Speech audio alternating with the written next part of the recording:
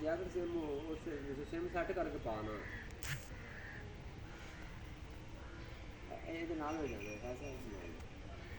अच्छा चूचे बहुत जा रही। हाँ वो भी ना ऐसी तस्वीर बनी अगर कोई कोई और सुना भाभी ठीक है बस बेटी ठीक ही माँ को भी क्या ठीक है भरा मेहरबानी बहुत मेहरबानी। बदल है बारिश होंगी नहीं होनी बदल बड़ा है। हाँ चलो माशाल्लाह ठीक है फिर करिए हूँ फिर है।